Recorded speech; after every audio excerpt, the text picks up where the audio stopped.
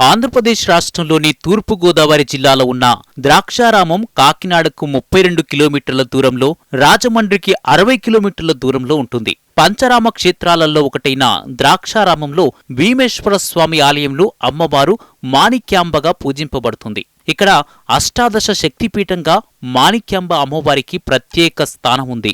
మాణిక్యాంబాదేవి మందిరం అష్టాదశ శక్తిపీఠాలలో ఒకటిగా పరిగణించబడుతుంది.